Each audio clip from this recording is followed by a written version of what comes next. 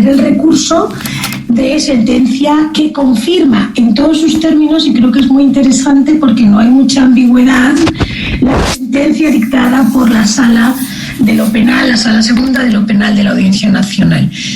Y por resaltar, quizás no sé si a preguntas esto puede ser más interesante, pero como abogada del equipo de la acusación y un poco por lo que fueron algunos de los debates durante el juicio más interesantes, creo que hay que destacar, bueno, que esto cierra un poco la fase jurisdiccional, yo decía, es decir, este sería el tribunal de última instancia en España, queda un recurso ante el Tribunal Constitucional, pero por violaciones exclusivamente de derechos fundamentales, según nuestra Constitución, que no sabemos si hará o no uso, en este caso, el abogado del coronel Montano.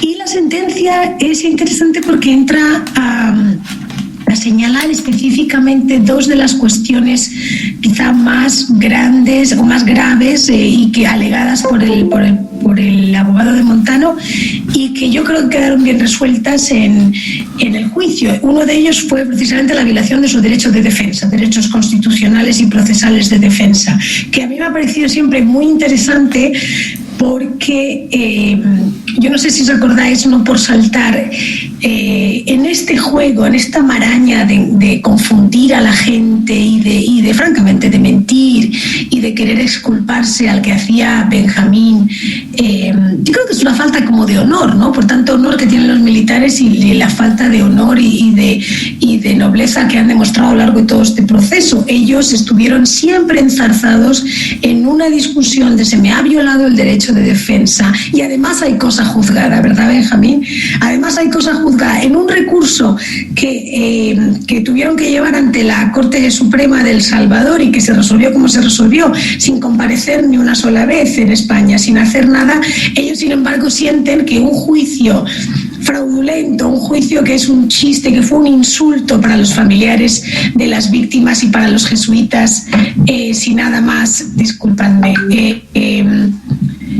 es perdonar un segundo, pasa, por favor, estoy en una conferencia. Perdonadme, entonces, o sea, sin nada más, ellos hablan de cosa justa, que aquel juicio que fue contra los dos cabezas de turco designados, director de la Academia Militar, lo mencionaba Benjamín, y un teniente que trabajaba bajo su mando, y sin embargo eso debía constituir cosa juzgada que cubriera a todo el alto mando y a todas las responsabilidades. Y el segundo discurso, yo creo que destinado, de verdad que creo que hay malicia para confundir a la gente, es qué pasa con mi derecho a la defensa.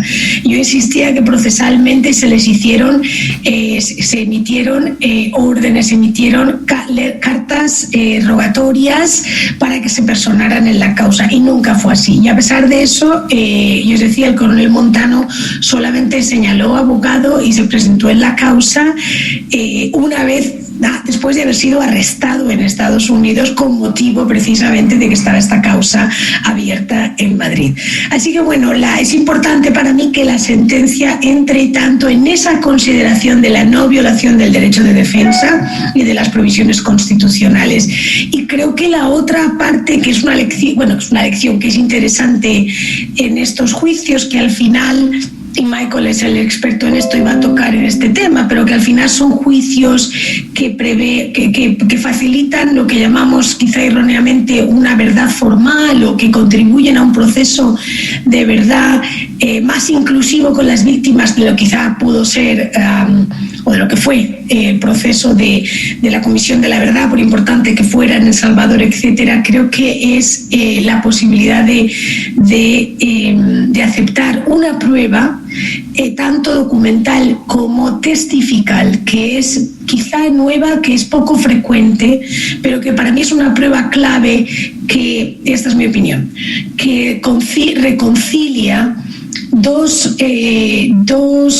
¿cómo os diría yo? Dos estandartes pues probatorios en un contexto de causas cuando han transcurrido 30 años, cuando estamos hablando de violencia que es ejercida por el Estado o con la aquiescencia del Estado, las dificultades que ese tipo de investigación, que sistematizar, y esto Michael y Benjamín lo conocen mejor que yo, esa documentación para que pueda tener un valor probatorio, el tipo de testimonio o de perito o de profesional en el que te tienes que apoyar para engarzarla de manera que sea suficiente, es muy ajeno a nuestros tribunales y a nuestras tradiciones jurídicas, definitivamente en España, pero creo que me puedo atrever, porque me ha tocado en la vida hablar también de los tribunales norteamericanos, y es ajeno, es novedoso y asusta en el mejor de los casos, y creo que la sentencia entra en un análisis tan pormenorizado de los medios de prueba y del valor de los medios de prueba, que fueron realmente las cuestiones digamos, traídas a colación por el abogado de la defensa. Creo que es muy importante. Así que bueno, la sentencia para mí obviamente es un logro fundamental. Yo siempre decía, he estado con el padre Tojino en algunas conferencias y con Benjamín en muchas más, y yo siempre decía que es que no, cuando se creaba esa falsa dicotomía de de España y El Salvador, yo decía, es que no sé muy bien de qué estamos hablando. O sea, nosotros llegamos a España por todo lo que se hizo en El Salvador. Allí nació y ahí surgió. Entonces, nada de lo que pasó en España tendría sentido sin el trabajo, sin el esfuerzo. De allí sale, y creo que a El Salvador debe volver. Y creo que puedo hablar incluso en nombre de la familia del padre Ignacio Martín Baró, que estuvieron cerca de nosotros y apoyando como acusación particular todo el proceso, para entender que ¿cómo sería yo? El aspecto pedagógico, el aspecto de oír la historia con la claridad con la que la escucharon de boca de Douglas Castle, miembro de la Comisión de la Verdad, del propio Benjamín Cuellar, que testificó en la causa, del padre Tojeira, que contextualizó además la persecución a la Compañía de Jesús. Es decir, creo que es esa importancia que se refleja en esa sentencia lo que debe regresar a El Salvador. Y yo sí creo que El Salvador, y con esto voy a terminar porque creo que ya me he comido el tiempo, qué raro, yo sí creo que El Salvador tiene con esta sentencia una oportunidad, los operadores de justicia en El Salvador, que puede ser, si uno quiere, quizá legal, y puede también, no sé, ser de otra índole. Y la legal directa, yo hablaba, es del deber si no extraditabas, se generaba una obligación de perseguir, una obligación de investigar. Yo recordaré siempre cuando en Guatemala la Corte Suprema de Justicia, de Benjamín recuerda esto, negó la extradición de Efraín Ríos Montt a España en una causa similar a la que nos ocupa. Y en la propia decisión fueron tan fluidos y tan, digamos, avispados los jueces, que hablan precisamente de la obligación. Ellos dicen, no vamos a extraditar porque estamos seguros de que podemos juzgar en Guatemala, para hacer valer la calidad de los tribunales guatemaltecos. Yo creo que lo hicieron para evitar una extradición y realmente para asegurar o para proteger a su expresidente, pero se encerraron en una trampa muy inteligente que después la fiscal general Claudia Paz supo utilizar y los abogados supieron utilizar, y es que esa obligación de investigar y de perseguir estaba estaba explícitamente en esa decisión.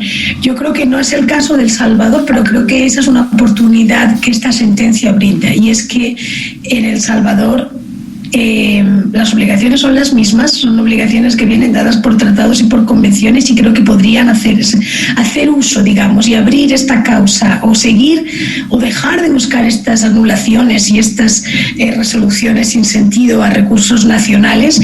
Y lo otro, quizá, para mí eso es un compromiso personal, y creo que también en España estaría a su disposición, que todo el esfuerzo en España no se queda en España. Yo decía, es realmente un esfuerzo probatorio, es un récord judicial, es una prueba contrastada y sometida a principios de inmediación, de cuestiones. Es decir, yo creo que es una prueba válida, es una prueba admisible y quizá el mensaje sería que todo eso está a disposición, en este caso de la Fiscalía salvadoreña y más adelante de los jueces salvadoreños, para hacer uso y quizá para seguir investigando. Yo siempre digo que el coronel Montano es uno nada más de los responsables en esa estructura de alto mando y autores materiales. Los otros 11 nombrados en la causa, hasta donde nos consta, con algunos fallecimientos por en medio, están en El Salvador. Entonces sería excelente poder ver justicia en el país de alguna clase y que las víctimas pudieran tener esa satisfacción, que es, yo creo, lo más importante. Y lo voy a dejar ahí, Pedro. Muchas gracias. Ya he hablado más de lo que debería. No, gracias, Almudena. Excelente participación. Ya hay preguntas, ya están llegando las preguntas, así que vamos a darle paso a Michael. Michael, un gusto tenerte con nosotros para poder escuchar lo que tienes que comentarnos sobre el tema de la justicia y la vinculación de este proceso, ¿verdad? Bien importante para El Salvador. Así que te damos al paso porque también quiero decirles a nuestros amigos que nos están viendo que Michael, por razones de compromiso ya anteriormente establecidos, se va a retirar a las 3 horas de El Salvador. Así que también las preguntas que tengan para Michael sería bueno que las pudieran hacer pronto porque tendrá que retirarse, ¿verdad? Pero Michael, te damos entonces el espacio. Bienvenido. Gracias por tu tiempo a este conversatorio tan interesante. Pedro, a ti y a la audiencia mil disculpas por retirarme. Ojalá podamos intercambiar. Igual es siempre un placer también compartir con Benjamín y Almudena estas consideraciones. Yo quiero concentrar la atención sobre lo que tendría que pasar en El Salvador. Hace unos años el Estado salvadoreño empezó a mostrar un recorrido muy esperanzador para vencer la impunidad.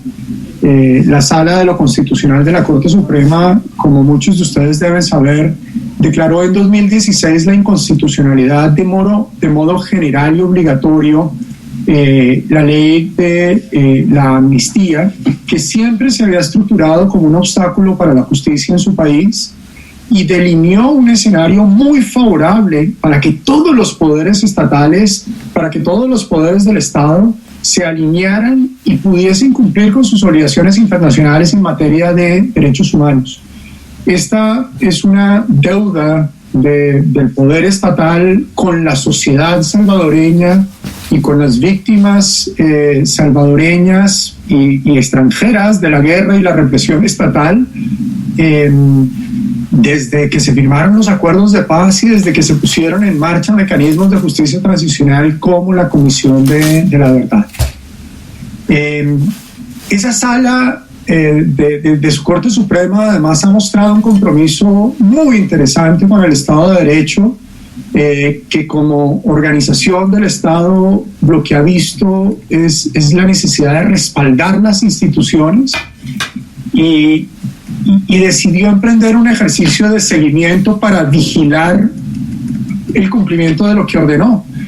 Este es un punto supremamente interesante que se ha visto en muchas jurisdicciones del mundo, en donde hay que tomarse en serio los deberes constitucionales y las decisiones de los tribunales, y por lo tanto no se pueden solo decidir cosas y ordenar al aire, sino que esas cosas se ordenan para cumplirlas.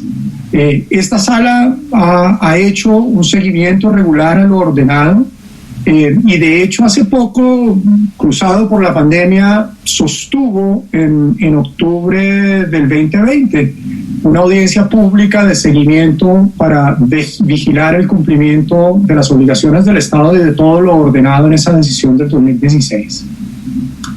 Hasta el momento que yo sepa, no se han conocido los resultados de ese ejercicio. Sí esperamos que indique una vía constructiva para que las autoridades actúen de manera correspondiente con las obligaciones internacionales del Estado salvadoreño y que aprovechen esa decisión del 2016 y el mapa que fue dejado. Al igual se trata del seguimiento a múltiples decisiones que van en contra del Estado salvadoreño por haber violado las obligaciones internacionales en materia de derechos humanos. Reitero, será muy importante conocer el resultado de ese ejercicio y ver las próximas órdenes. Ya se llevan 4 años desde una decisión ejemplar y es un gran reto que tienen todas las autoridades en este momento. Han pasado ya 4 años desde esa decisión, en las que se debería haber hecho algún tipo de avance estratégico de investigación y enjuiciamiento penal de los responsables de las graves violaciones. Esto incluye indudablemente la matanza que tuvo lugar en la UCA en 1989. Sin embargo, las acciones han sido bastante escasas y poco estratégicas. No sé si esto sea por falta de capacidad o voluntad. No creo que sea un problema de capacidad realmente con los intercambios que se tienen. Puede haber algo de desidia institucional, bloqueos institucionales, pero todo esto siguen siendo impedimentos para que en El Salvador de hoy los intocables sigan amparados por la impunidad. Espero que la condena de Montano sea un llamado de atención a las autoridades salvadoreñas y también a la sociedad, porque esto no es solo una decisión lejos, esta es una decisión que tiene que ver mucho con el desarrollo de la sociedad, con el desarrollo de una comunidad educativa, con el manejo del pasado. Si no se despeja el misterio y la impunidad, la negación va a seguir calificando el pasado de los salvadoreños. Una de las víctimas de esa masacre, y se habla poco de ellos, fue Ignacio Martín Baró, de quien hablaba Almudena. Martín Baró escribió muchísimo sobre la violencia y la represión, y en particular reflexionaba sobre cómo el poder no permitía que el aparato del Estado hiciera lo que tenía que hacer y confrontara la atrocidad y la mentira que se oficializaba en El Salvador de ese momento. En una de sus conferencias hacia mediados de los 80 estaba considerando la arbitrariedad del Estado, y el padre Martín Baró escribió: la mentira oficializada echa raíces en las propias instituciones del Estado, desnaturalizando sus funciones. Los cuerpos de seguridad se convierten en la principal fuente de inseguridad ciudadana y el sistema de justicia, en vez de garantizar el ejercicio de derechos y deberes, se vuelve garante de la injusticia y la impunidad. Es muy triste que las palabras de la víctima de esta masacre desde los 80 todavía sirvan de reflejo para la actuación de algunas de las autoridades de El Salvador. Los salvadoreños merecen que este caso y muchos otros, como las cientos de desapariciones forzadas o la masacre de San Sebastián, por nombrar algunas, sean juzgados en los tribunales salvadoreños. La condena de Montano debería servir a las autoridades salvadoreñas como motivación para adelantar sus funciones de investigación, acusación y juzgamiento penal. En relación con la masacre, las autoridades españolas, utilizando medios probatorios válidos, y como decía Almudena, muchos de ellos disponibles, algunos además de manera pública, que necesitan ser procesados y necesitan ser debatidos, pero disponibles. Las autoridades españolas determinaron que el modo de intervención criminal no fue la de Montano, sino que se operó mediante la utilización de un aparato organizado de poder, que no era otro que el alto mando de la Fuerza Armada, en cuyos puestos de máxima responsabilidad se encontraban los militares graduados en la llamada Tandona. Y desde ese punto de vista, dijo el tribunal, el alto mando y todos y cada uno de sus miembros, que acordaron de forma premeditada, planificada desde hacía tiempo, la comisión del crimen, dominan y controlan todos y cada uno de los hechos ilícitos que se realizan desde ese aparato de poder. Esta conclusión tiene efectos sobre esta decisión y esa sentencia, pero esta conclusión tiene que ser un llamado de atención a las autoridades salvadoreñas, para que en el marco de las hipótesis de investigación y aquello que se comprometan a probar en juicio, pueda también iluminar el ejercicio que desde hace rato se está pidiendo a que las autoridades salvadoreñas realicen. Nuevamente el Tribunal Español concluyó en esta sentencia que ha sido ratificada que el alto mando se constituyó como un centro de decisión, es decir, fue el máximo responsable y fue desde donde se impartieron las directivas para realizar los hechos delictivos. Es desde donde se elige al ejecutor de la orden, el director de la escuela militar, y es de donde se proporcionaron al mismo los medios para la comisión. En este caso, soldados del batallón Atlacatl. En otros casos, pudieron haber sido otros medios. Indudablemente hay suficientes elementos en la sentencia para impulsar una investigación y lograr el establecimiento de responsabilidades subjetivas de otros miembros de las fuerzas militares y de miembros del alto mando y de todos los que participaron en el proceso. Escúchese, no solo de diseño, decisión y ejecución, sino también del encubrimiento de este crimen. Varios de ellos andan como Pedro por su casa, amparados por el poder en El Salvador. El Estado salvadoreño le debe justicia a las víctimas de la represión y de la guerra y a toda la sociedad. Esto fue indicado desde 1993 por el informe de la Comisión de la Verdad. La masacre de la UCA quedó ampliamente documentada en ese informe desde el 92. Ya desde esa época hay listas de algunos de los autores materiales y otros presuntos implicados. No es que haya falta de información, no es que haya misterio. Hay que procesarlo y hay que cumplir el debido proceso, pero la información está y está disponible.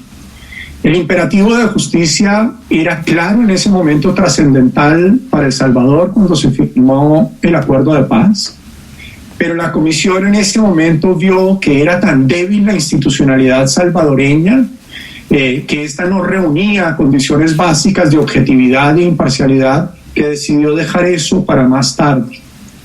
La pregunta ahora para toda la sociedad salvadoreña y para el aparato estatal es si 3 décadas después de la perpetración de esa masacre, años después del informe de la Comisión de la Verdad, cuando se llegó a esa conclusión, la pregunta es si el Estado de Derecho salvadoreño está maduro suficiente para hacer esto en casa. ¿O será que la institucionalidad sigue extraviada?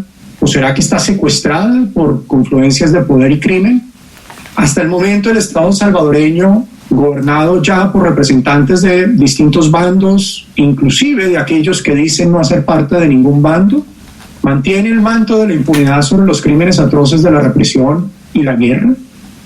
El silencio encubridor y el engaño calculado han conseguido que la mentira eche raíces en el Estado, y hasta ahora la inacción de la justicia continúa reforzando el régimen de negación en El Salvador. La impunidad de los responsables del asesinato de los jesuitas y de miles de otros casos sigue uniendo el ejercicio del poder con el crimen. Yo creo que es hora que la justicia promueva el camino hacia el reconocimiento de las víctimas. Indudablemente es hora de actuar. La sentencia en contra de Montano en España debe ser un llamado de atención. Es ahora el momento de actuar de las autoridades salvadoreñas. La responsabilidad es de la Fiscalía General de la República y de los tribunales, que deben demostrar su independencia, su autonomía, su apego a la ley. No hay la menor duda que la sociedad, o al menos un sector de esta, y las víctimas lo están demandando. Muchas gracias. Gracias, Michael. Excelente, interesante. Todo viene a complementar lo que hemos estado hablando sobre el tema. Y en ese sentido, ya tenemos 3 preguntas que tienen que ver un poco con esto, ¿no? ¿Cómo trasladar esta justicia que se ha obtenido en España, cómo trasladarla a El Salvador, o cómo se puede continuar en España? Aquí tenemos unas 3 preguntas que vamos a empezar para que podamos dialogar sobre esto. Rafael Benítez nos pregunta: ¿qué posibilidades hay de procesar al resto de criminales tanto en El Salvador como en España? La segunda pregunta la formula Edwin Argueta y dice: yo quisiera saber qué tipo de implicaciones posiblemente podría tener el juicio y sentencia de Montano en otros casos importantes de impunidad en El Salvador, como Roque Dalton y Monseñor Romero. Radio TV Farabundo Martí dice: hay documentos desclasificados que indican que los 2 responsables de la CIA en El Salvador estuvieron en esa mesa cuando se ordenó la ejecución de los jesuitas. ¿Se ha considerado, aunque sea a nivel de idea, acusar también a la CIA o a la Embajada de Estados Unidos? Porque ningún crimen en El Salvador de tal envergadura se lleva a cabo sin su autorización. Esas preguntas tenemos por el momento, hay una más, pero dejaré estas 3 preguntas para empezar con una primera ronda, para que podamos empezar a conversar sobre aspectos importantes que nuestros amigos que nos están viendo quieren también desarrollar y ampliar. No están dirigidas a nadie, pero ¿podría alguno de ustedes complementar?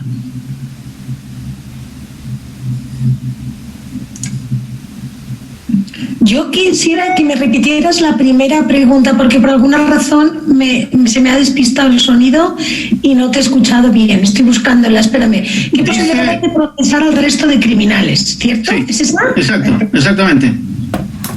Vale, yo, pues esa yo, pues si nos parece, los demás son más especulativas, pero esa, de procesarlos en El Salvador, todas las posibilidades están en casa. Técnicamente, bueno, hay leyes que lo permiten. Para empezar, está la prueba, si nada más que se ha tenido en España, pero está la prueba. En El Salvador están las víctimas, están la prueba, están los tribunales, es decir, está todo, está lo más, y están ellos, no sé si tan campantes o si preocupados, no sé en qué están, pero están ellos. Y creo que es madurez, es prueba de que funciona un Estado. Cuando un Estado tiene criminales en las calles, los investiga y si puede los lleva a juicio, y puede ser, yo no voy a en la vida jamás nunca insultar a El Salvador, que es un país que quiero, pero creo que puede ser prueba de vulnerabilidad y prueba de fragilidad y prueba de muchos de los problemas que hoy tienen en otros aspectos, que no pueda, es decir, una fiscalía, que no pueda un juez investigador hacer ese mínimo para poder hablar de un Estado que no sea fallido, de un Estado que funcione, de un Estado que haga valer sus leyes. Así que todas, en El Salvador todas. En España, pues la causa está cerrada. Creo que sería, bueno, hay una valoración, debo ser rigurosa, hay una valoración procesal legal y una valoración personal subjetiva. La valoración personal real es que si en España se podría, la causa no está abierta, pero se podría abrir otra causa si se le diera la facilidad o se le diera la capacidad de que procesara, o si, por ejemplo, apareciera alguno de los imputados. Esto genera cosa juzgada y por lo tanto eso es una cosa, quizás por ahí va la pregunta, Rafael Benítez, ya me lo he visto, perdóname. Esta sentencia genera cosa juzgada exclusivamente con respecto a inocente Orlando Montano. No genera cosa juzgada, o sea, no puede ir mañana a Cepeda a una entrevista y decir que como ya han condenado a Montano hay cosa juzgada. Que lo hará, Benjamín, que lo hará. Que dice, no, perdón, no me quiero reír, pero dice, no es cosa juzgada general, es una causa penal que establece la responsabilidad penal individual, en este caso del ex coronel Montano.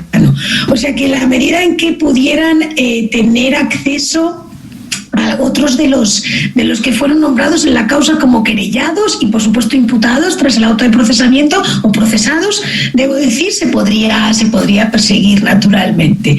Pero luego quizá la parte, yo decía, subjetiva, que no es procesal legal, es que creo que no le corresponde a España hacer más. No porque no crea en la justicia, ni porque no crea que los tribunales españoles han hecho un esfuerzo importante. Estas causas son complejas de investigar, de reproducir la prueba, etcétera. Han hecho lo que tenían que hacer. Fue un tribunal, creo, muy serio. Y creo que ahora ya se cerró ese capítulo. Y aunque las leyes lo permitan, creo que lo que tiene que conseguirse es que se abra ese capítulo en El Salvador, no que se siga abriendo en otras jurisdicciones. Pero eso ya es una consideración personal mía.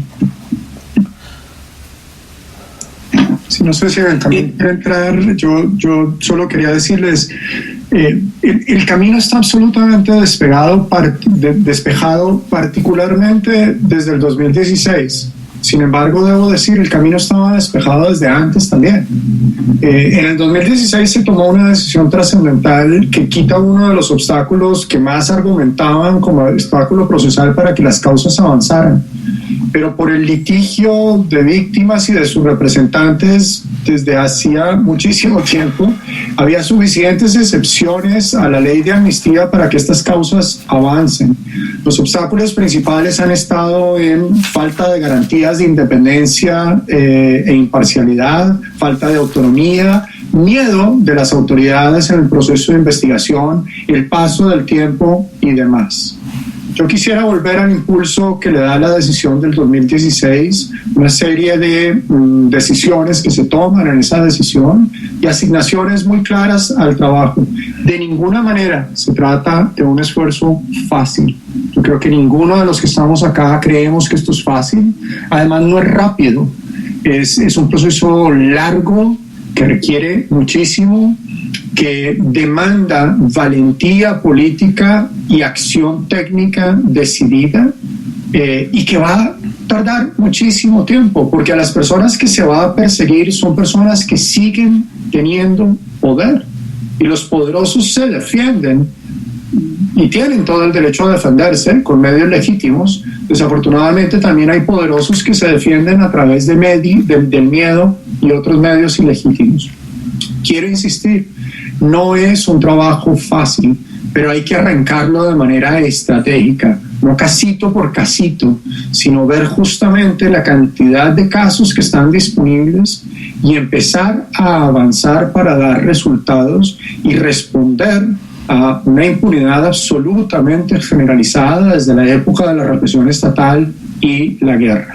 Es hora de hacer esto, tenemos todos los medios para hacerlo, hay declaraciones de las autoridades respectivas de que lo van a hacer, pero el paso del tiempo nos muestra que hay mucha aspiración y promesa, pero que no hay adecuación funcional para lograr que las cosas se hagan. Hoy en día yo creo que uno no puede reclamar obstáculos procesales para actuar. Benjamín ciertamente demostrará que se siguen tomando decisiones que argumentan todo tipo de obstáculos procesales para hacer. Pero creo que las respuestas ya ni siquiera están en el derecho internacional por allá perdidas. Las respuestas hoy en día hacen parte de su derecho constitucional, con base en una decisión constitucional de un tribunal que ha sido ya refrendado y que además es objeto de seguimiento. Está en manos de las autoridades competentes, aplicando las reglas procesales salvadoreñas, las reglas sustantivas del derecho salvadoreño, hacer lo que se tiene que hacer. Las pruebas están. Investigar y ahora construir la prueba, hacer una acusación bajo el debido proceso y demostrar esos elementos de convicción más allá de toda duda razonable, es algo que le corresponde a los salvadoreños. Puede ser que los internacionales y la comunidad internacional puedan asistir en ese proceso, pero este proceso, a mi juicio y a nuestro juicio, es salvadoreño. No hay obstáculos legales en este momento que digan que esto no se puede hacer en el país. Gracias, Michael Reed. Agradecemos tu participación. Muy amable por tu tiempo. Esta conversación es tan interesante y necesaria en este país. Como tú lo planteabas, ¿qué tan maduro está el sistema de justicia en El Salvador para asumir la responsabilidad? Las condiciones están dadas, pero creo que por ahí viene el análisis de ahora. ¿Qué tanto El Salvador puede realmente asumir esta responsabilidad y no seguir pensando que la justicia debe ser en otros países? Pero ya hay un camino muy fuerte abierto y que se han quitado obstáculos que permitirían lograrlo. A ver qué tanta voluntad se tiene para eso. Te agradecemos muchísimo, Michael. Gracias por tu presencia. Estamos en contacto. Gracias, Michael. Bueno, Benjamín, ¿algunas reflexiones? Yo creo que las dos preguntas se complementan porque Rafael se refiere exactamente al caso de la masacre en la obra, y Edwin habla de otros casos. Entonces, miren, yo siempre he estado convencido. Primero, yo parto de una cuestión que la hemos comentado varias veces. O sea, son dos enseñanzas que me han dejado colegas chilenos, Andrés Domínguez y Roberto Berretón. Andrés Domínguez, en un evento que estábamos en Lima, Perú, ¿verdad?, dijo desde la mesa que el que se mete a trabajar en esto creyendo que es una carrera de 100 metros, mejor que se olvide, porque al terminar los 100 metros y al siguiente metro cae fundido. O sea, hay que prepararse porque esto es una maratón, ¿verdad? Yo le dije, mira, en público le dije a Andrés, le puedo agregar algo a lo que acabas de decir. Sí, me dijo, esto no es, yo le dije, esto no es una maratón, esto es un decatlón, ¿verdad? Con grandes obstáculos, que los hemos visto, que hemos comprobado, y necesarios relevos, ¿verdad? Necesarios relevos. Entonces yo creo que por ahí debe ir lo fundamental de la estrategia. O sea, si contamos desde que presenté con Ana Mercedes Valladares Rivas, directora del Socorro Jurídico, en mayo de 1993, semanas después de aprobada la amnistía, hasta que logramos, con Pedro, se redactó la demanda de inconstitucionalidad, y logramos la inconstitucionalidad de la ley de amnistía, 23 años después, ¿verdad? Y con Almudena empezamos a platicar esto del caso en la Audiencia Nacional, el caso de la UCA en la Audiencia Nacional, en 2004, y 17 años después se logra, ¿verdad?, una condena firme. O sea, yo creo que eso nos da pie de que las cosas en El Salvador, ¿verdad?, no se van a resolver tan fácilmente, pero también la otra visión es que sí se pueden conseguir resultados. Entonces yo soy optimista aquí adentro, tanto en los casos de la masacre en la UCA como en el caso de Romero que mencionaba ahí y otros, en Mozote. ¿Por qué estoy optimista? Porque primero hay una sala de lo constitucional que ha dado muestras, la actual, también la anterior obviamente, que fue que aprobó la inconstitucionalidad, pero la actual ha dado muestras de estar conectada con las víctimas. Una de estas que menciono yo, es la que siempre menciono yo, es la resolución frente a una demanda, a un recurso de habeas corpus, de exhibición personal, que presentó una persona por su bisabuelo, abuelo y padre, asesinados o desaparecidos, no me recuerdo, creo que eran desapariciones forzadas, en 1932. Entonces la sala, en lugar de rechazar el habeas corpus, lo dirigió a amparo, diciendo que era imposible que se lograra la exhibición personal de estos parientes de la víctima demandante, porque así biológicamente ya no estaban vivos. Pero dijo también que pasara a amparo porque se estaba negando el derecho a la verdad, a la justicia para las víctimas y para la sociedad salvadoreña, ¿sí? Y a la reparación también. Entonces yo creo que es importante, no se ha resuelto de fondo, pero es una señal importante. Y otra señal importante es lo que con Pedro compartimos, siendo parte demandante, actores como parte demandante en la audiencia de seguimiento de cumplimiento de la sentencia. Bueno, aquí hablemos mejor de incumplimiento, porque eso es lo que ha habido, de la sentencia de inconstitucionalidad de la ley de amnistía que se realizó el 30 de octubre del año pasado. O sea, Pedro y yo somos testigos de cómo, ¿verdad?, la sala en pleno, los 5 magistrados que estaban presidiendo la audiencia, ¿verdad?, fueron incisivos, acuciosos, ¿verdad?, y pusieron contra la pared a los representantes del Ejecutivo, de la Fuerza Armada, del Ejecutivo y de la Asamblea Legislativa, ¿verdad?, a la Fiscalía. Con la Fiscalía, como ha cumplido algunas cosas, no fue tanto, pero a mí me impresionó cómo repreguntaban. Entonces, si la UCA sigue el camino que trazamos en el 2000, o sea, hace casi 21 años, ¿verdad?, después de la denuncia que presentamos en la Fiscalía ese año, y que tuvo el resultado que ya mencionaba antes, que fue que la Sala de lo Constitucional en el 2003, en diciembre del 2003, o sea, 3 años después, declarara no al lugar a nuestras peticiones en un recurso, en una demanda de amparo. Yo creo que si la UCA presenta una demanda de amparo, si es que no la haya presentado ya, por negación del derecho a la justicia, a la verdad, y a la reparación integral para las familiares de las víctimas, yo creo que el camino no es tan difícil. Esa es una razón.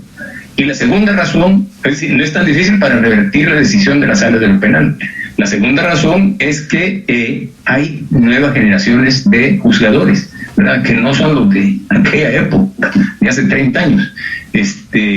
Son juzgadores que hemos visto que sí realmente están de alguna manera conectados con este esfuerzo, y hay que aprovecharlo. Hay un grupo de la Fiscalía General de la República que investiga estos hechos y hay que reforzarlo, ¿verdad? Hay que apoyarlo. De los 200 y tantos casos que según informaron en la audiencia que mencionaba de octubre del año pasado, es un porcentaje bien pequeños que han judicializado, pero pequeñísimo, ínfimo, de casos que se han judicializado.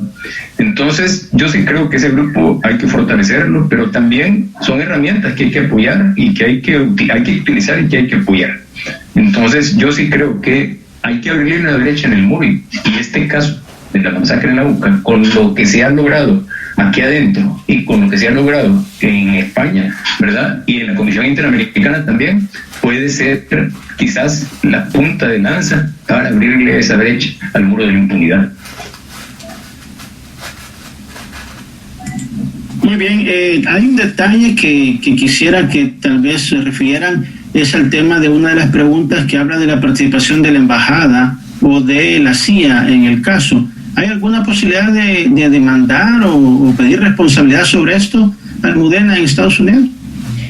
A ver, yo creo que hay muchas especulaciones sobre este tema. Yo siempre la oportunidad que tengo, más que nada por ser rigurosos. O sea, yo creo que, y como yo soy española, aunque vivo en Estados Unidos, lo puedo decir así como sin muchos filtros, yo creo que no cabe duda, no sé quién ha hecho la pregunta, y es cierto que desde el punto de vista de un salvadoreño, el involucramiento de la embajada norteamericana en las cuestiones que tenían que ver con el día a día político, ese hermanamiento con las Fuerzas Armadas, amén de la subvención económica y desde toda la ayuda militar, naturalmente, eso es indudable. Yo creo que en el 2020 ni los americanos se atreven a negar eso. Es decir, como tal, a unas Fuerzas Armadas, en mi opinión, criminales, como lo fueron, y un gobierno sui generis, con un presidente civil que era realmente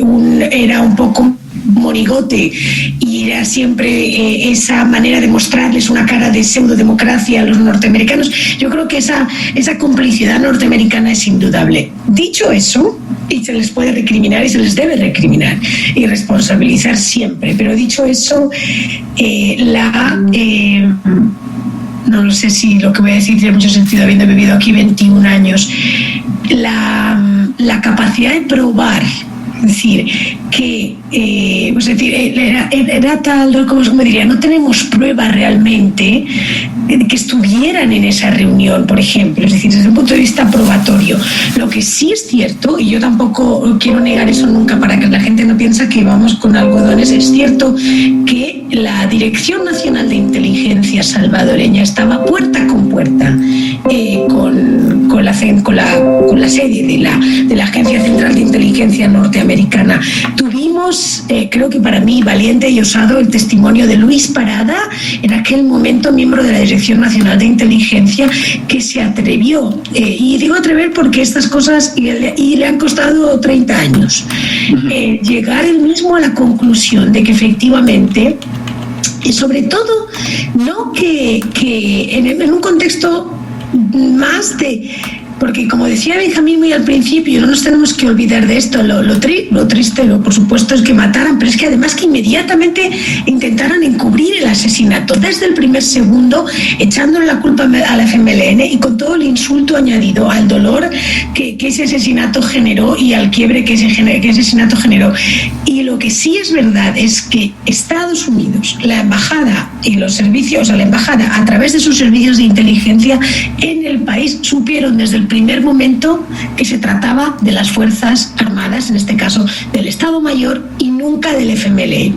Entonces después se sirvieron un poco con el liderazgo del embajador en aquel momento, cuyo nombre por fin se me ha olvidado. Dame un segundo, espérame, Walker, no se me ha olvidado. William Walker, con ese liderazgo, participaron en la misma farsa que decidió las Fuerzas Armadas, de echarle la culpa al FMLN, de una comisión por aquí, de otra comisión para allá, para, como dirían en mi tierra, marear la perdiz. Pero, o sea que esa parte sí está demostrada, creo que esa parte quedó bien, o que dicha con mucha claridad y mucha contundencia a lo largo del proceso. De ahí a exigir responsabilidades penales individuales contra un embajador o contra un miembro de la CIA es es muy difícil y es algo sin lugar a dudas que no se puede hacer en Estados Unidos, en tribunales norteamericanos eso está específicamente limitado con una cláusula legal y en España realmente la prueba no nos lo permitió. Es una respuesta muy amplia, pero me gusta separar las dos cosas. ¿Algún comentario, Benjamín, sobre eso?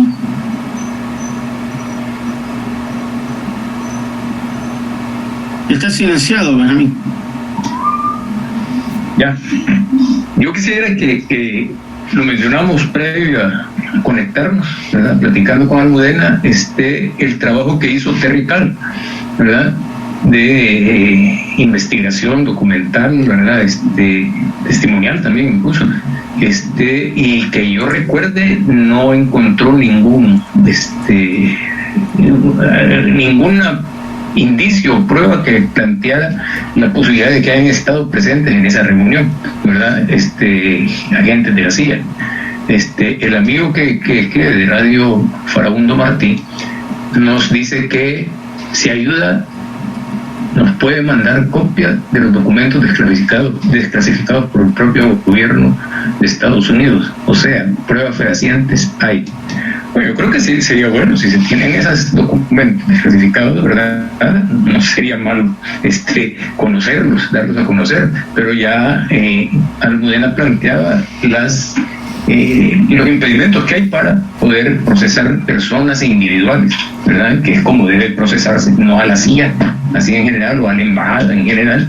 Entonces, para tener imputados personas individuales allá en Estados Unidos, ¿verdad? O acá incluso también. Muy bien, tenemos otras preguntas y luego vamos a abrir el espacio para que algunos de los medios que están con nosotros, periodistas, puedan hacer algunas preguntas en vivo para que les escuchemos. Pero hay unas preguntas que están acá que todavía no hemos terminado de darle respuesta. Nos dice Edgar Franco, ¿qué opinión tiene Almudena y Michael sobre el proceso del caso jesuitas en El Salvador que se mantiene estancado y sin avances? Algo ya se habló sobre eso, ya se contestó un poco. Y él dice, saber si la condena de Montano están satisfechos o se procederá contra otros involucrados en España. Creo que algo también ya se ha comentado sobre eso. Tenemos una pregunta más que dice, la orden, lo dice Juan José Dalton, la orden de captura internacional contra los acusados está vigente. Sí. La orden está vigente y en estos momentos ya decía, no se ha creado una pieza separada. Me pregunto procesalmente si se pudiera dejar, pero las órdenes de busca y captura en principio no expiran. O sea que sí, se podría pedir, es una cosa que se podría considerar una pieza separada para tener siempre. Pero es una cosa importante que la gente debe saber. El nombre, hace poquito que detuvieron o denegaron la entrada al coronel, ¿cómo se llama el que testificó Benjamín a favor de Montano? Ahora se me escapa. Vargas. Luis Vargas. Hace poco que no sé si intentó solicitar una visa y se la denegaron, etcétera. O sea, hay un listado que permanece en este caso y de verdad funciona. He tenido la oportunidad en varias ocasiones de verlo, de cómo se articula, y en ese listado aparecen estos individuos con alerta roja, con Interpol y con orden de arresto internacional incumplida. O sea que sí hay comunicación a ese nivel, sí hay comunicación entre estados y sí tienen vigencia. Muy bien, vamos a darle el espacio, la oportunidad ahorita para que Gabriel Lavador del Faro pueda hacer una pregunta. Solo quisiera agregar, hay que destacarlo, ¿verdad? También, esta conspiración de impunidad, de encubrimiento, ¿verdad?, ha sido estatal, ¿verdad? Y todos los gobiernos, incluido el actual, que no deja, que está negando él dice que la guerra fue una farsa, los acuerdos fueron una farsa, y no ha entregado archivos ni ha impulsado un proceso de investigación con las gentes que participaron. En el caso de Mozote han habido dos soldados que estuvieron en Mozote que han testificado en la causa, ¿verdad? Entonces se podría desarrollar, digamos, un proceso de de declaraciones, aunque fueran confidenciales, digo yo, para esclarecer muchos de los hechos que están en impunidad total. Pero en el caso de la masacre en la UCA, esa conspiración de impunidad fue reforzada por la decisión de Mauricio Funes, ¿verdad? En su mandato entre 1999 y el 2004 que salió, cuando vinieron esas órdenes de captura al país, ¿verdad? Esas órdenes de captura internacionales, y le dio a dónde resguardarse, decía, entre comillas, le dio a dónde esconderse en la antigua, en el edificio, en el cuartel de la antigua y desaparecida Guardia Nacional. O sea, hasta simbólico fue eso, ¿verdad? Fue uno de los cuerpos represores más terribles en el país, la Guardia Nacional, y esperó hasta que la Corte en pleno decidiera que las órdenes, las alertas rojas, que son órdenes de captura con fines de extradición, ¿verdad? Y entonces ahí como que tenían mal la vista los magistrados que votaron, porque dijeron que esa era solo para eran órdenes de localización, con fines de localización, ¿verdad? No era para capturarlos y extraditarlos. Entonces esas de localización son las alertas amarillas, si no me equivoco, Almudena, ¿verdad? No las rojas. Entonces yo creo que aquí ha habido complicidad de todos los gobiernos, ¿verdad? Y de los tres diferentes partidos que han estado al frente del Ejecutivo. Eso hay que decir. Muy bien. Vamos entonces a darle ahorita la palabra a Gabriel Labrador. Si alguna otra persona quiere hacer otra pregunta, nos lo indican para darle también en orden la palabra. Gabriel, ¿tienes tu pregunta? Gracias. ¿Me escuchan bien, verdad? Perfecto, muy bien. Perfecto, sí, un saludo a Almudena y a Benjamín, y obviamente también a ti, Pedro. Gracias. O sea, tenía yo solo una consulta que me quedó resonando de los días del juicio, que vimos que la lista de testigos era bastante extensa, y al final pues se prescindieron de varios testigos. Yo quería saber más o menos por qué, o sea, lo intuyo que fue porque había sobreabundancia de prueba y lo consideraron prescindible, pero técnicamente o prácticamente porque digamos que en cada caso particular, quizás no se acuerdan de los nombres en particular, pero sí quizás quisiera una reacción de por qué se prescindieron algunos nombres como para que desfilaran en el testigo, sobre todo porque eso después, justamente por lo que han dicho, serviría como prueba a retomar aquí en El Salvador, ¿verdad? Entonces hay muchas cosas que no discurrieron, que no se corrieron en el juicio, pero que no sé si es mi impresión, pero que fue una oportunidad perdida para que El Salvador conociera más de lo que ocurrió. Eso en primer lugar. Y lo segundo es, si harán un equipo técnico, jurídico, la gente que estuvo en España con, no sé si la organización de Benjamín, para impulsar efectivamente, materialmente el caso aquí en El Salvador. Eso ya no sé, no es tanto especulativo, sino que en realidad quiero saber si van a venir o van a mandar una misión o lo que sea. Y bueno, un poco en la línea de lo que preguntaba de la radio Faramundo Martí, pero no tanto sobre la reunión de la CIA con los militares en el momento en el que se ordenó el crimen, sino en el tema del encubrimiento. Eso sí quedó demostrado, incluso se desfiló el nombre de un coronel que fue el que interrogó, comillas, torturó, ¿verdad?, a los esposos en Estados Unidos, y bueno, eso tampoco lo vimos en el juicio que desfilara, y había sí creo que una prueba más o menos sustancial, ¿verdad?, para ver ese caso específico del encubrimiento del embajador. ¿Por qué no se hizo? Ya hablaron un poco de eso, pero en el caso del encubrimiento creo que es distinto. Gracias y un saludo y felicidades. Gracias, Gabriel. Muy bien, ahí están las consultas de Gabriel Almudena.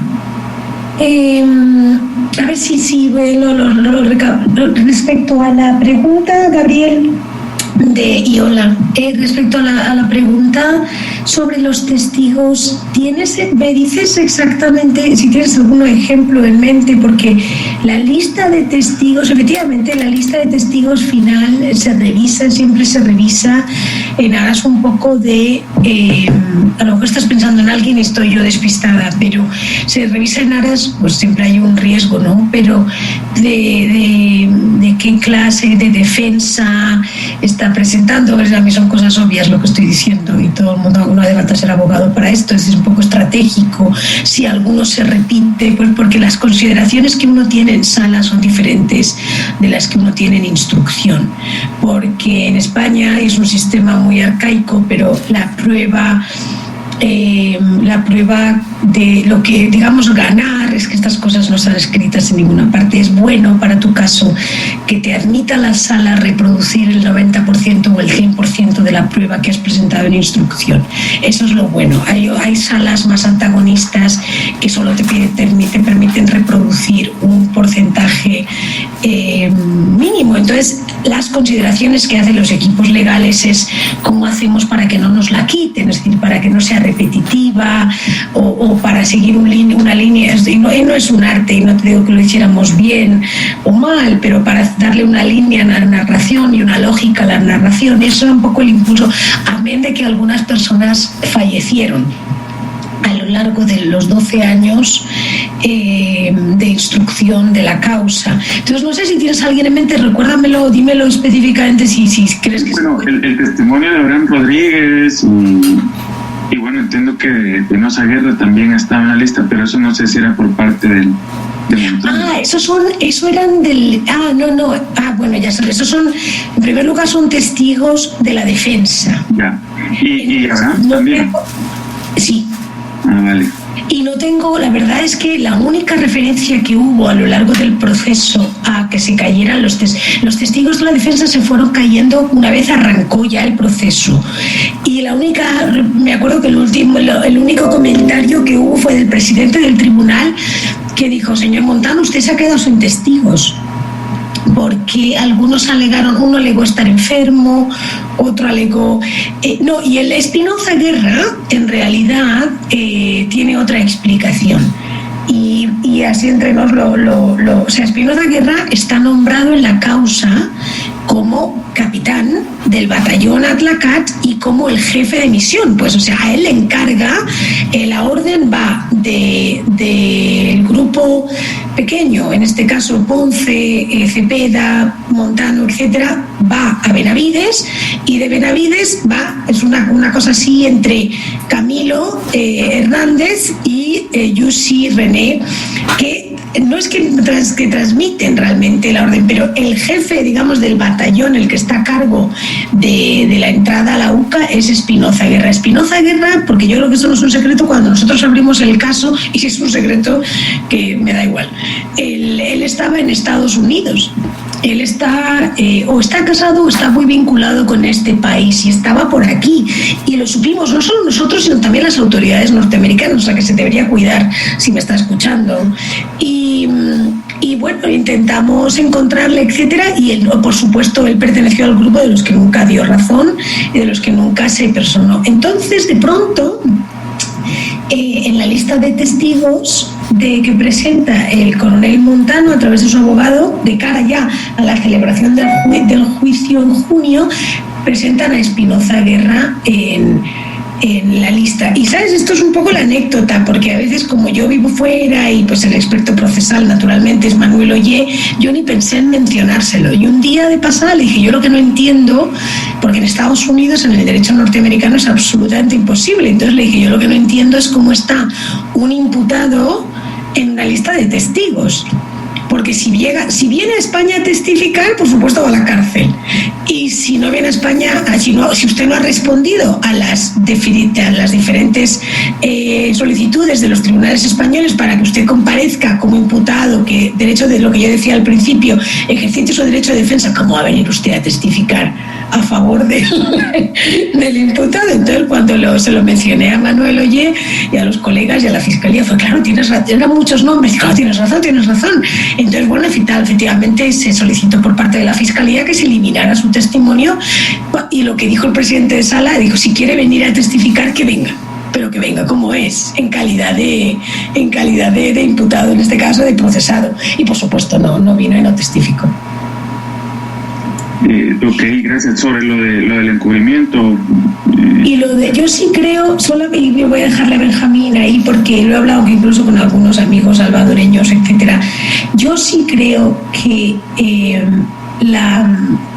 la importancia, que quizá por ser, pero precisamente por ser en España y por tener a un grupo de españoles que desconocen la realidad salvadoreña del momento, sí creo que a lo mejor la oportunidad de contar, y yo creo que para gente informada y de mi generación en El Salvador, yo creo que sí se sintió que quizá no se contó tan bien o tan explícitamente o tan claramente, o se indagó más en el matrimonio, o sea, en el contuberrio, se dice, de Estados Unidos con las Fuerzas Armadas salvadoreñas y con los políticos salvadoreños. Y yo sé que eso queda pendiente, pero quiero quizá también, no estoy defendiendo, pero creo que es importante que entendamos también las limitaciones de un proceso penal que se celebra en España y a las que quizá ahondar en cuestiones que no son tan relevantes para lo que es la historia o la imputación hubiera sido...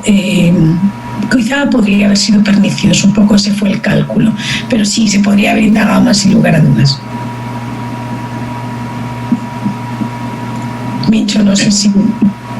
Benjamín, ¿alguna reacción? Cuando hablas de Abraham Rodríguez, Gabriel, te referís al que fue miembro al abogado que fue miembro de la Comisión ad hoc para la depuración del Ejército. Correcto. Él estaba en la lista de testigos. Pero ya había fallecido, creo yo. Sí, había fallecido, pero entiendo que hay un testimonio. Ya. Bueno, eso lo sabe mejor Almudena. Cuando mencionas la posibilidad de crear un equipo, una comisión para trabajar acá en El Salvador, mira, en estos casos yo creo que entre más gente que piense, que actúe, ¿verdad? Y que tenga alguna experiencia y que pueda aportar, es mejor, ¿verdad? Pero siempre tiene que haber una conducción, ¿verdad? De la estrategia, ¿verdad? Alguien que dirija esto.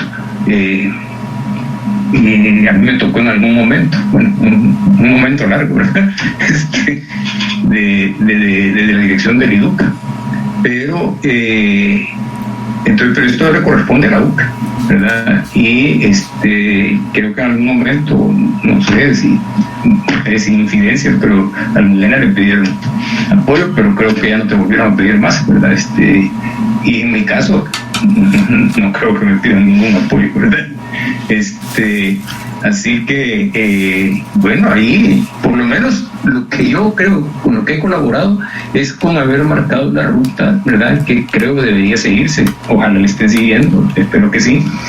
Después de que la Sala de lo Penal en el año pasado, al momento de que el 30 aniversario, ¿verdad?, en la víspera del 30 aniversario de la masacre en la UCA, la Audiencia Nacional condenaba, ¿verdad?, a Inocente Montano, y con eso condenaba al resto, ya lo voy a explicar por qué, el resto de los acusados. Aquí en El Salvador, la Sala de lo Penal estaba anulando la decisión de continuar con el juicio, iniciado en diciembre del 2000. Entonces, como ya lo dije antes, lo remarco, habría que presentar un amparo, y creo que las condiciones que nos tocaron a nosotros hace 10 años, presentando el amparo con esa Sala de lo Constitucional que había entonces, no son las mismas que existen actualmente con la Sala de lo Constitucional de la actualidad.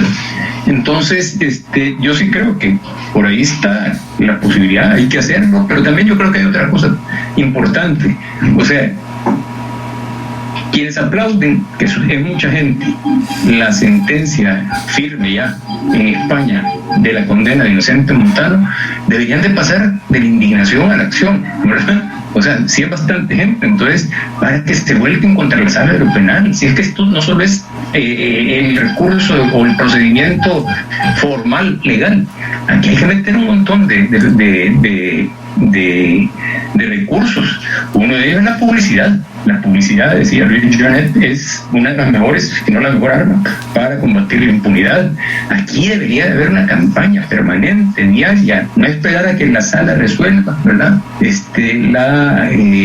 Anular la cuestión para decir vamos a hacer algo. Yo creo que debería estarse en una campaña permanente dentro y fuera del país, denunciando a esta sala penal y convocando a esa gente que ha aplaudido la decisión del Tribunal Supremo de España.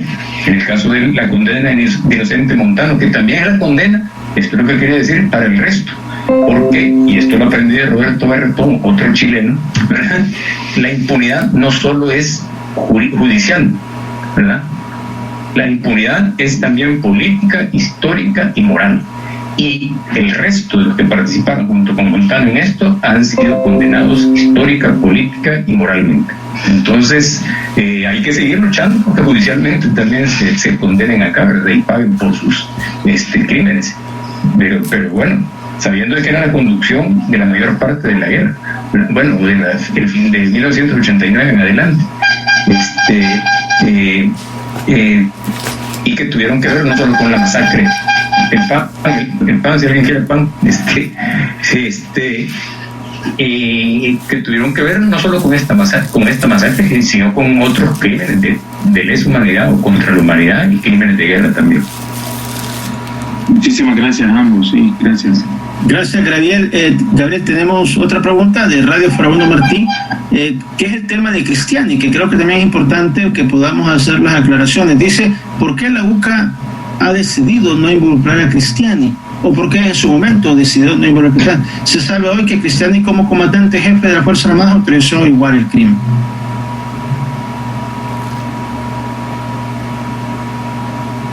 Esto generó, bueno, una discusión que Bukele aprovechó para sacar en una de sus larguísimas y peroratas llamadas conferencias de prensa durante la pandemia para atacar a Chema Tojeira, a José María Tojeira, el que era entonces, el que siendo, no sé si era director de Educa ya, pero que en algún momento dijo que, creo que sí, dijo que se iba a pedir a la Fiscalía que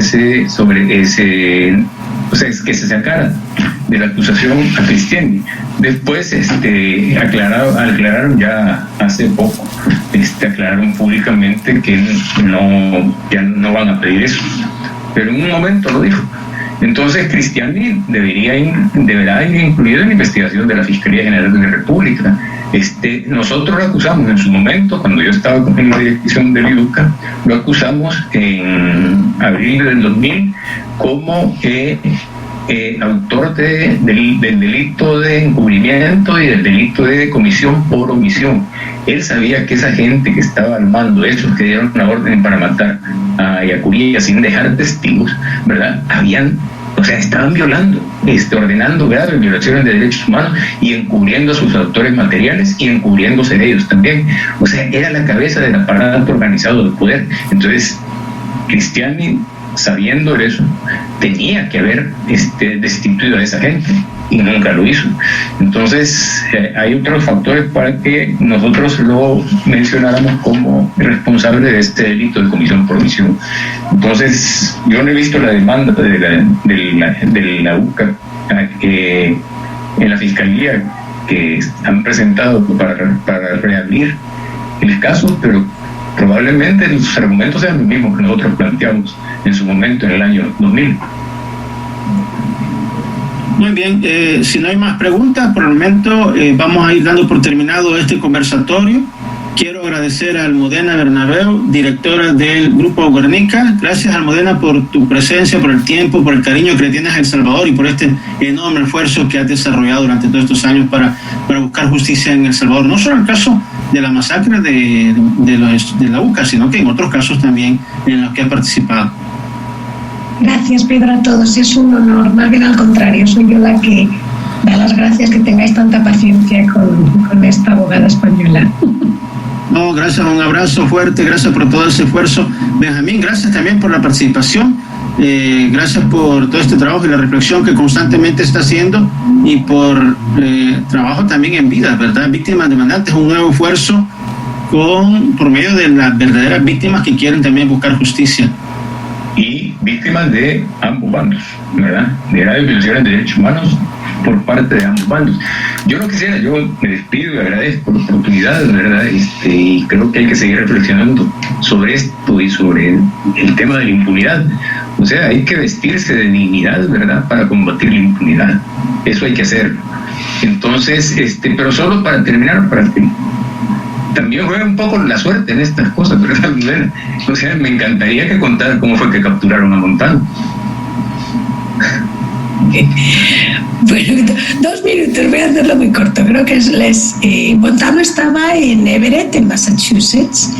Lo supimos gracias a los colegas de Carlos Dada, del Faro, que era me acuerdo no me acuerdo si era definitivo o si estábamos viendo ver si realmente era quien debía ser, pero bueno, supimos qué hacer. Yo siempre cuento esta anécdota, pues llámale.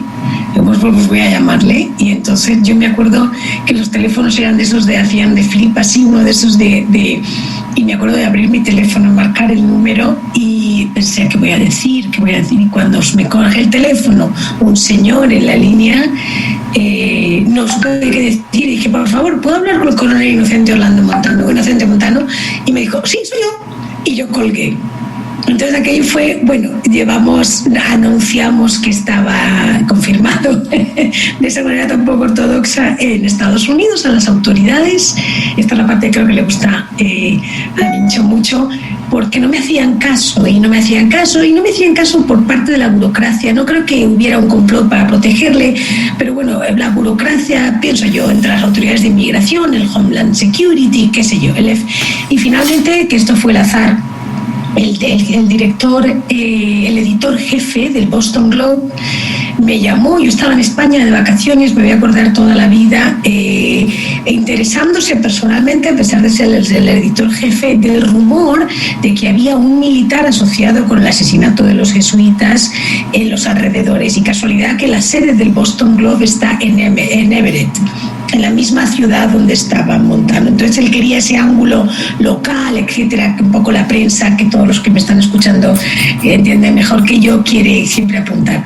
Sacaron un editorial grande y citándome, una cosa que pensé que mis jefes me iban a degollar, pero fíjate por dónde salió bien, citando un poco el caso, cómo estaba el proceso en España, etcétera, y como consecuencia de eso, en Virginia, o el norte de Carolina, no, en Virginia, bajando, fijaros que estamos hablando de horas en coche, el coronel cogió un coche de su hermana y se puso a conducir hacia el sur. Y en Virginia me confirmaban las autoridades norteamericanas pocos días después, no recuerdo, quizá Benjamín se acuerda, pero 2 o 3 días después, que lo habían detenido. Y cuando yo hablo con la gente del Homeland Security, de la oficina que yo nunca les doy las gracias lo suficiente, la oficina del fiscal del distrito de Massachusetts, de Boston, que fueron impecables compañeros, John Capen y ese equipo, en su compromiso con este caso. Bueno, cuando ellos me llaman para confirmarme que lo habían arrestado, la anécdota fue siempre que le pregunta al FBI, al coronel, ¿dónde va? ¿Dónde iba? ¿Dónde va usted en este coche? Y yo le dije, me voy a El Salvador, que es mucho más seguro que aquí, que allí estoy seguro. Claro. Y es verdad que estaba intentando llegar a El Salvador vía México, con el fin de evitar, lógicamente, que lo tocaran las autoridades norteamericanas, sin ninguna, como consecuencia de la publicación. Bueno, siempre es interesante conocer los detalles, las anécdotas, y habrá muchas más. otro día hablaremos sobre de todo anécdotas de este caso, porque como dices a mí, pues a veces un poco de suerte ayuda, ¿no?